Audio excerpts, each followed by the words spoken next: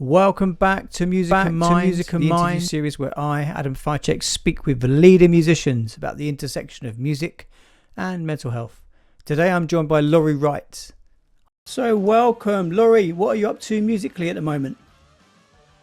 We just finished the second album, so that's just getting mixed at the moment, and then that'll be out at the end of the summer.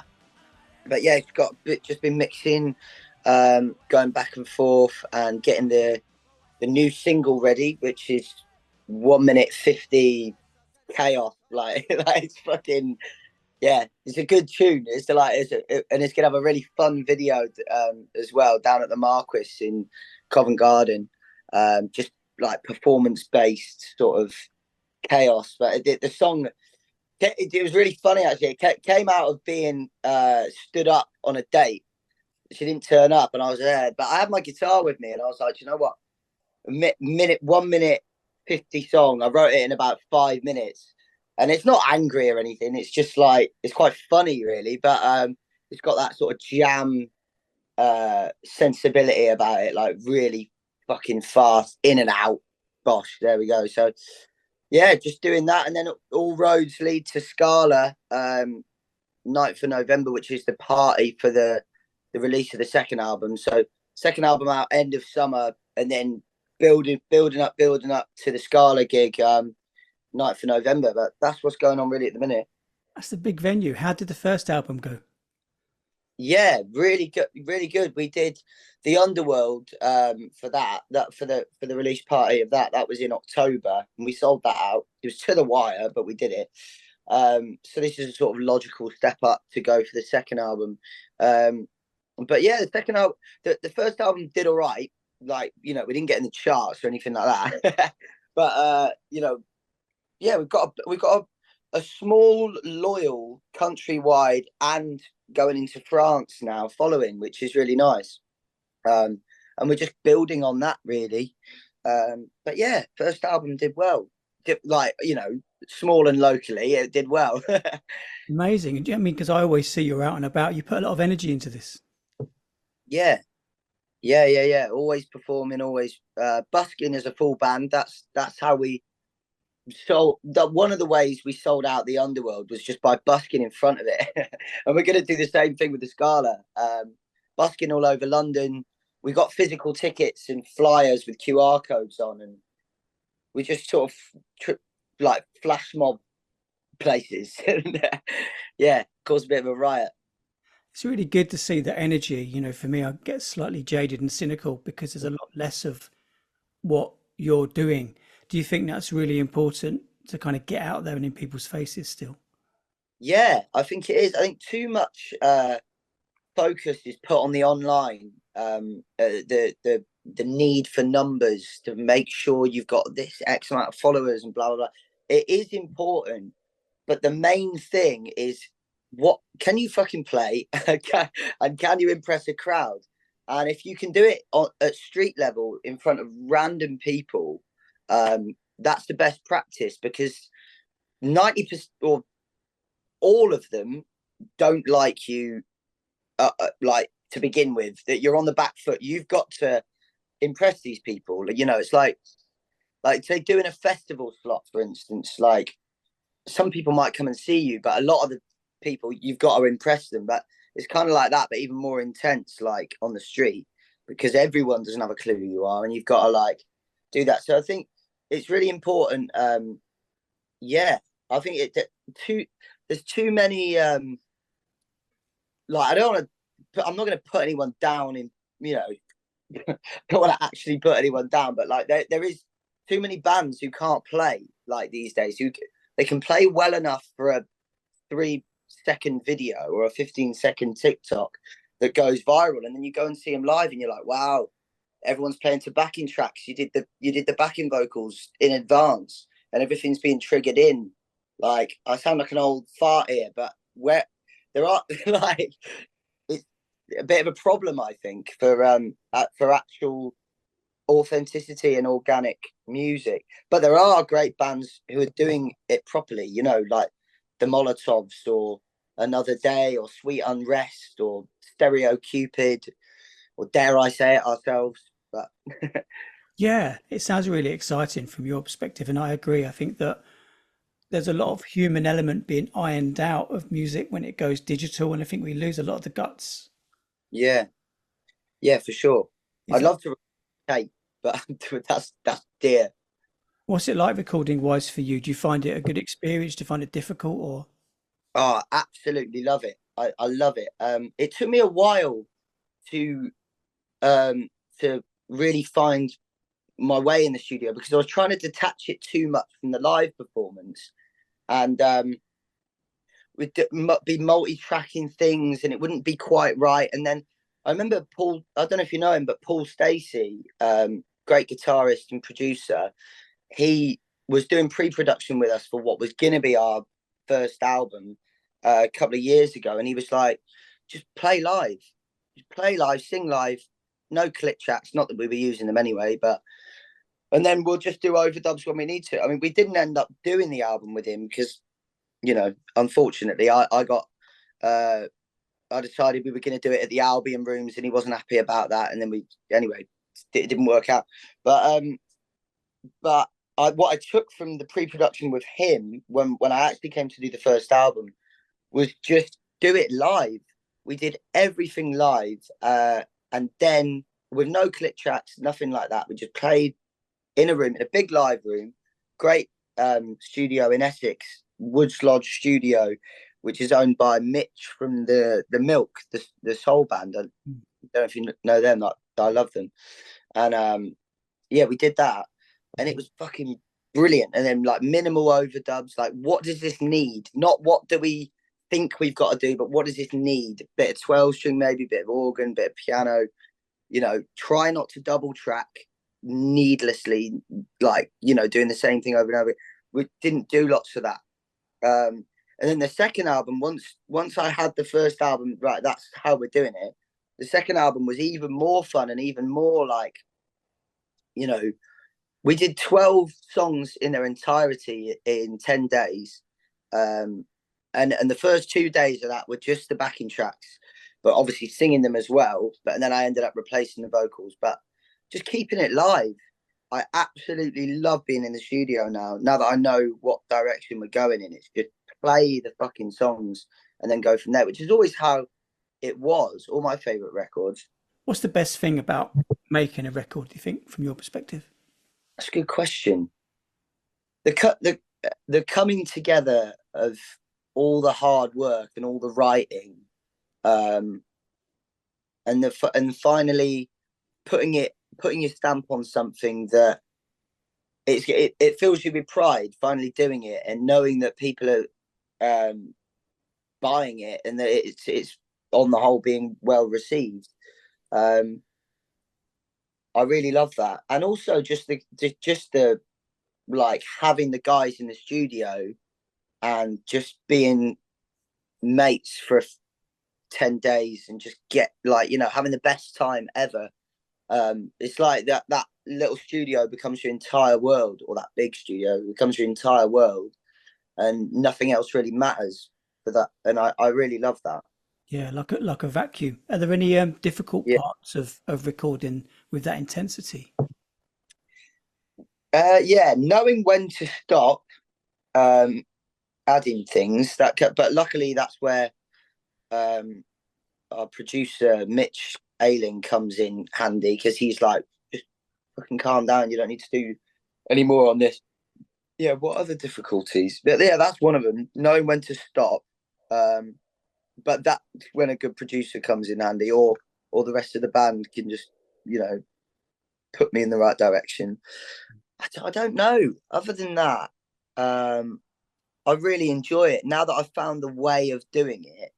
Yeah. I'm really sort of like, I'm at peace with recording. I really enjoy it. What about pressure? I mean, I don't know. What's the situation regarding signings and stuff like that? Is it all self-funded, and do you feel any pressure? It's all self-funded. Well, it's all self-funded and crowd-funded. So we haven't been looking for a record deal, which I always was for years. So kind of accepting that we're going down a DIY route has really like lifted the weights off, because for years I didn't make an album because I was like, well, you know, let's do singles, let's do an EP, wait till someone with a lot of money funds the thing, and then we'll be doing Wembley or whatever. Like, you know what I mean? That kind of delusion, if you will. But then when the pressure was off, and it's like, okay, well, we're going to fund what we can, and we're going to do pre-orders and crowd fund the rest of it, and then we're going to do it that way. The pressure's off, really. It's just make the best record you can, and see how people enjoy it. And then eventually what I think will happen, by not focusing on trying to get signed or getting a record deal or whatever, because essentially that is a world that has collapsed in the music industry, to a certain extent. It's all over the place. So I think you're better off going DIY, and then if you manage to build up enough momentum and fans and what have you, and you're doing well, then the big boys will come along anyway.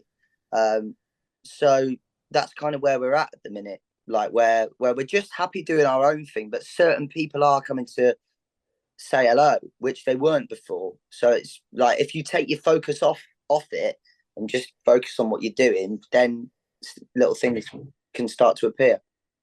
I've always respected bands that kind of do it, they self-fund it. I think it's really easy. If you've got a record deal and you're given money to go and make an album, you know, I think these people are put on pedestals, but I think it's simple. If someone paid you to make music every day, it'd be a really easy life in a sense. But having that energy to kind of go and do it, and a lot of the people I speak to on here are, you know, they're in that middle ground of not necessarily being signed, but doing it themselves.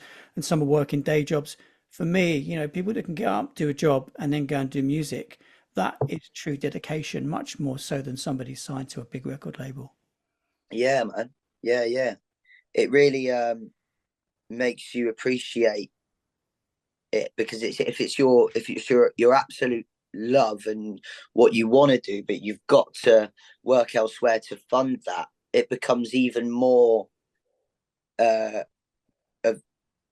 even more of a sort of prized possession. Your like time in the studio, or your artwork creating that.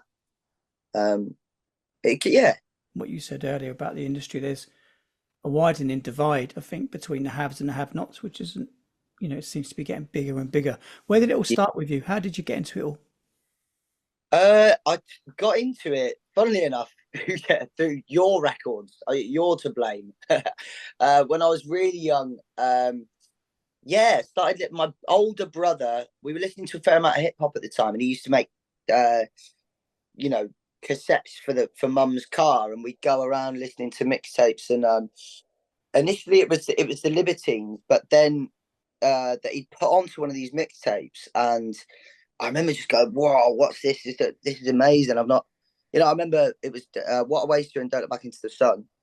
But then, but then he was like, "Oh yeah, but they've split up, right? But you want to listen to this? This is what Pete's doing now." And could put me onto Baby Shambles. And I was like, wow. And I had Down in Albion and the Blinding EP, which is fucking brilliant. I love the Blinding. And Sedative, it's a tune.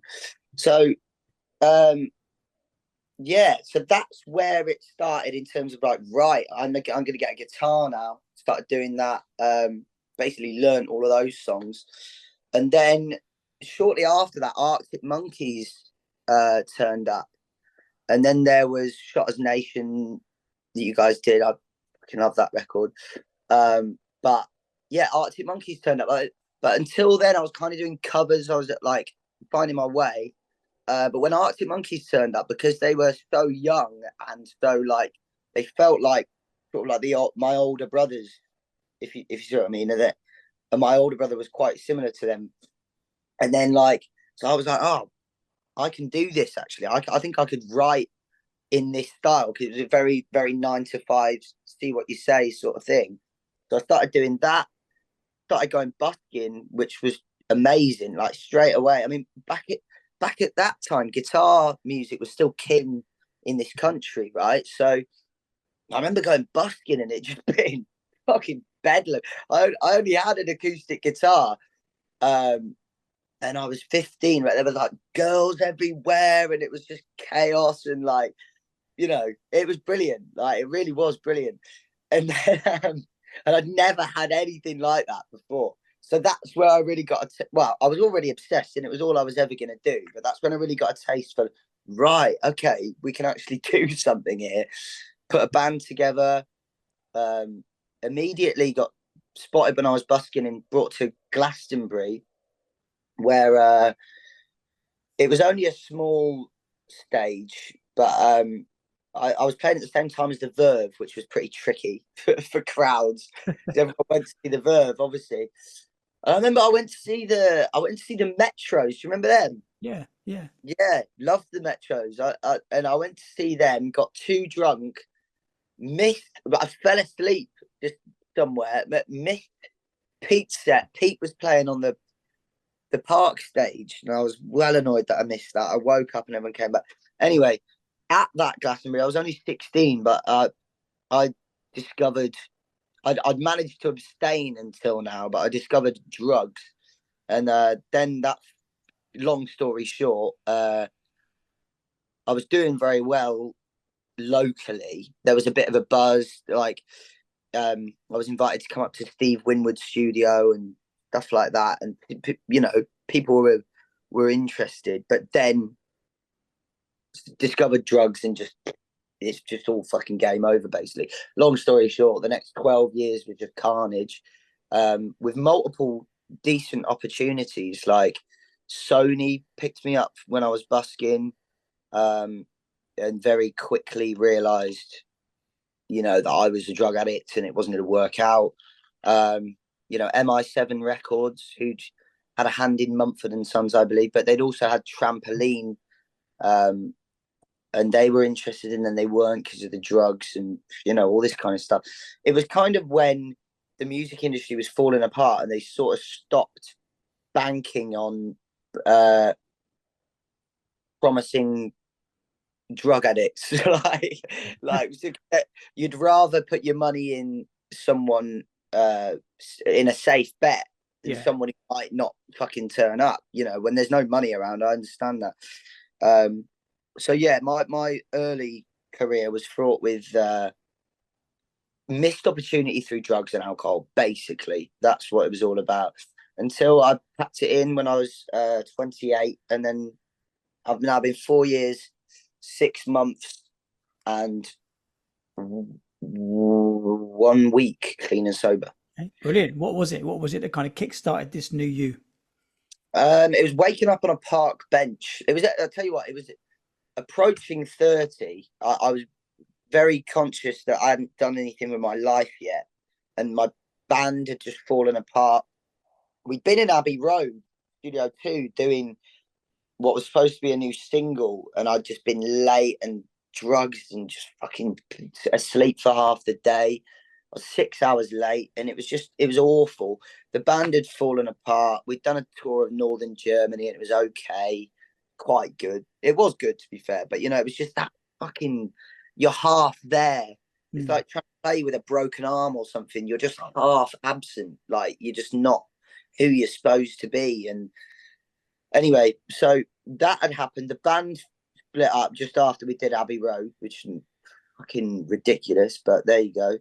Then my girlfriend left me, and I was made homeless. This was all in the space of a week, and I woke up on a park bench. My mate Kieran, who's my business partner now and harmonica player in the band, amazing. Like, you know, he'd gone sober a year before, and I was seeing him run our local boozer, and I'd be in there every day, and he was running the boozer, but just getting better and better and better every day. And then, so that was going on for about a year. And I, you know, and you sort of lead by example. So seeing him do that, I was like, God, it is possible. Because he was an alcoholic as well. Like, we both are. Yeah. And then, so he sorted himself out. I hit absolute rock bottom. There'd been a lot of these rock bottoms, but this was the final one. And he'd found me, and then I was like, right, what are we gonna do? Or he was like, what are we gonna do? And I just remember saying, well, I can't do this anymore. And then I just kept repeating it Like it almost became a bit of a like a mantra. Like I can't do this anymore. I just kept saying it, and I'll never forget that. Then I tried to go clean on my own. I could, yeah, it sort of worked for a bit. I'm not like I was sober. I went over to do. I was sober for a few weeks. Went over to do something in Jersey. That was really enjoyable. Managed to stay sober. Then I got flown from there to Manchester to play this wedding. And I was on my own. I got to this wedding, and I remember the bride came up to me, and she took her hairpin out, put it in an A4 laminate bag of fucking cocaine, and handed me a champagne flute, and then just put that to my nose. And I was like, my brain just went, well, I'm on my own in Manchester. No one's ever going to find out. Bosh, we're back. We're back in the wrong place. Then that continued for a little bit. I ended up back at my mum's because I had nowhere else to go, and I sort of admitted defeat. And then my mum asked me if I wanted to go to rehab because she was like, "We've just sold your grand's house. We can afford to right now. But if you want to go to rehab, do you want to go?" And I just remember just breaking down. You know, she'd made me a chicken soup, and thinking I was just a bit under the weather or whatever. But yeah, then went to rehab, and that was that. And I was deadly serious, and I've not wavered since then. You know, yeah, not wavered since then. Yeah, it sounds like now, the music is that powerful for you that it kind of pulls you through any of those temptations. Yeah, it really is. I was talking to a friend of mine about this because he's in a similar situation. And I was at their rehearsal. I won't name him. We were talking the other day, and he said, I know that I couldn't have done this without music, and I know that I couldn't have done it without music, because it's such a healer. I mean, creating in general, but I think something in particular about music. I couldn't personally have stayed clean without music, for sure. Resonates. I mean, I don't think I'd be here without that, of what it gave me in terms of its essence, and then something to do, a meaning, trying to make it in the industry and all those things. It's different now, but yeah, I know exactly what you're saying. Yeah. Yeah, I mean, it also becomes a kind of positive transition of the addictive traits, because all that energy that I was putting in down the pub and fucking in crack houses and on fucking street corners doing God knows what, you put all of that obsessive energy into. I mean, it's coming from the wrong place still. It's still addiction or whatever. But if you can channel that into a positive forward motion thing, like making music, putting it out there, gigging, and making something of your career, then that can kind of only be a good thing. There's still downsides, but it's nothing like what it fucking was. Do you know what I mean? Like all the wrong things. Yeah, and it is a struggle, isn't it, for some of us keeping an eye on it. But I do think the more we engage with that creativity and the musicking, whether that be industry wise or not, it's such a powerful essence. What you're saying there, it really pulls us through. Yeah, man, for sure. So, what about like getting back to music listening? Do you use pieces of music when you're feeling a certain way? Yeah, well, at the moment, I mean, as I explained earlier, I've been in a little bit of a rut, but what has pulled me, like, I'm just so obsessed with status quos rocking all over the world at the moment. Like, I just love it, mate. I'm going through all the different versions. Obviously, there's the Wembley version, the Live Aid version, where it's just like, what? Come on. And then obviously then finding out that John Fogerty wrote it and going back through that. I love Fogerty's version, but I actually prefer Status Quo's version. Something about the stompy nature of it and the outro and that diminished chords that they've added in. I love it. So that I get kind of obsessed by certain pieces of music, and then it won't be that a certain I'll be feeling a certain way and I'll put it on, but like I'll get obsessed with a certain piece of music, and then that will just drag me out of a hole, whatever I'm doing.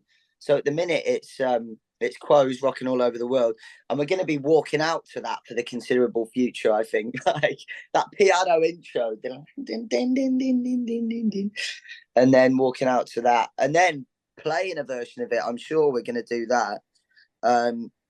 But then also there's a band we're playing with tomorrow called Sweet Unrest, who are a new band who are on the scene. There's something really going on at the moment in London, in particular, with rock and roll.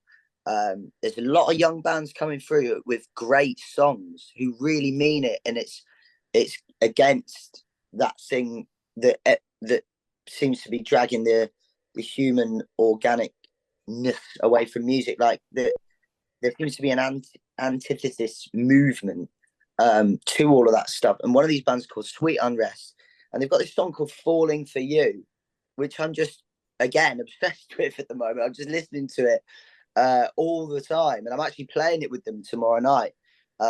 It's a little bit like For Lovers, a little bit like For Lovers, Wolfman and Pete, in terms of the way that it makes me feel and the production and stuff like that. There's great strings on it, but yeah.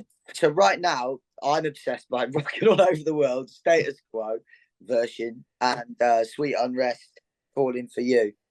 Amazing. But yeah, how about you? I'm listening to a lot of old jazz and funk and northern soul more than bands. I listen to a lot of garage stuff, older stuff. I Nice. haven't been exposed to enough new music. I think my difficulty is knowing where it is. When I was coming up through the ranks, you had a couple of radio shows, you had Enemy and Melody Maker. That's all you had. So it's really, Yeah, really easy to go and see what was happening. Now I find it so spread out and disparate. It's really difficult to even know what's going on. But it's really invigorating to hear what you're talking about now. There's like a new scene, because yeah, I was seeing and hearing it just felt really sterile. So there was another period like this, also post Britpop, where I just ended up looking back. I thought there's nothing going on now. I'll just look back, and went back into a lot of my 60s soul collection, beat, funk, reggae, and then suddenly, oh, kind of naughtiest thing kicked off. But I tend to do that. So I am stuck looking back, but it's really invigorating to say, to hear you say that there's new stuff happening, which I'll check out. yeah, man. There's a few like focal points for it. Like Spice of Life on Thursdays is being run by Izzy of the Molotov. So she's putting on. So Molotov's are one of the leading bands in this new scene, and they're putting on just on Thursdays all the great bands, all the up and coming bands. So like, there's a band called Safe at Any Speed who are brilliant. There's a bit of the frontman Blake. He's like really striking model geezer. Like he's got a bit of the Marquis Smiths about him, and it's a bit like Iggy and the Stooges esque. It's fucking cool, man. And it does have that. This whole scene, it does have a little bit of the noughties about it. Like, if you think that's now been 20 years since then, and it's all revolutions, like, you know, it's not like a um a stagnant sort of carbon copy, but it's got the excitement surrounding it, which is great. And obviously, like, we've all taken from it and stuff like that, but we've also, everyone's borrowed from Britpop, the mod. There's quite a lot of mod influences going on, of the Jams period, but then Small Faces and the Who and Kinks and stuff like that too. But yeah, there's a lot going on. So Thursday's Spice of Life Soho.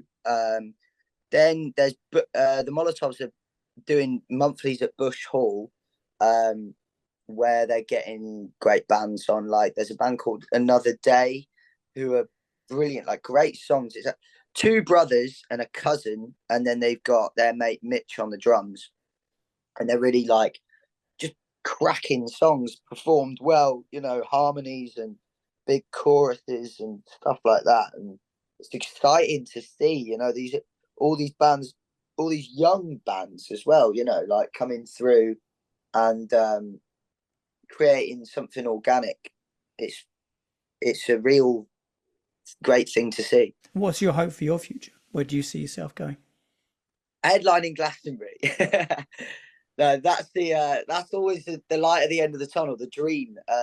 But like actual 5-year plan would just be, so we're doing the Scala this year, second album. Then the third album next year is going to be called The Power of Three, and I'm just going to have a bit of a 3 theme going on there. And then we'll be doing the Electric Ballroom with that next year. And then I get it's a slight increase in size, basically. That's if nothing exponential happens. But so this year we did the debut album tour in small 100 to 200 cap venues, and then the 500 cap London show. Then the second album is 800 cap, and the tour will be like 200 to 300 caps in the UK. And also we're branching out to France. We've got a French booking agent.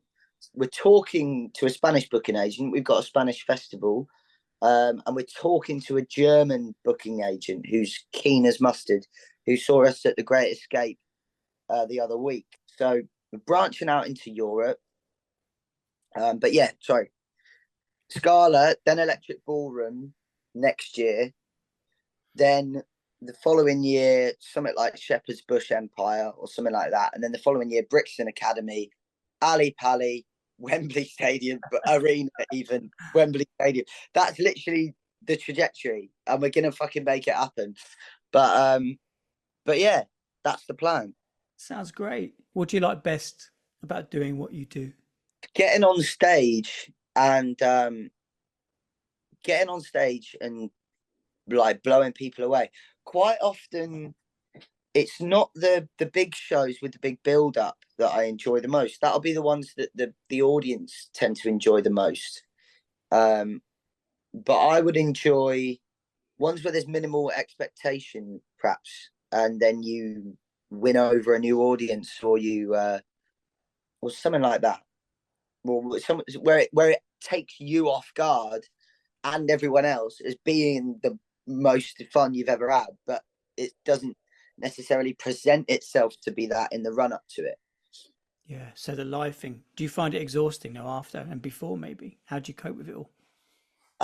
Afterwards can be tricky. I tend to go to ground for a few days under the guise of vocal rest, and really it's just like a bit like I'd liken it to a come down, because it's that extreme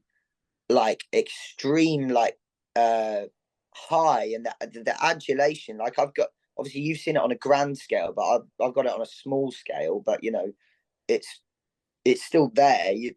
There's a adulation from hundreds of people, and it's like drug. Like you are really like built up by all of that and all the things that go with it. I mean, it used to be alcohol and cocaine and crack and God knows what, but now it's just that and like a certain amount of caffeine. But after that, I really have to watch it because there's a crash. And I know exercise can really help, and I need to get back into that. But right now, it'll be gig or a couple of gigs, 3 gigs on the bounce, and then home, and 3 days in bed, trying to relax, but just crashing really, and getting that emotional sort of come down of the intense high of performing. But yeah, Because it is such an anomaly. There's amazing highs, and then it can be quite lonely and isolating. And once you've done these 2 extremes of those emotions, yeah, I hear what you're saying. But it sounds like that I guess 3 shows for you is a good level before you take that space. yeah. I mean, I'd like to for someone to just be like, right, you've got a 30-day tour, go and do it. But we haven't had that yet. But we will at some point. But yeah, I'd imagine that if I'm getting a quite heavy come down, if you will, of 3 dates in a row, what's 30 like? Like, down off that, what's that like? Yeah, we can find ourselves getting in all sorts of trouble. Yeah. That was the immensely talented Laurie Wright. Thanks for listening to Music of Mind with me, Adam Ficek. Make sure you check out the Tonic Music website for free groups, workshops and courses for musicians, music industry personnel and music fans.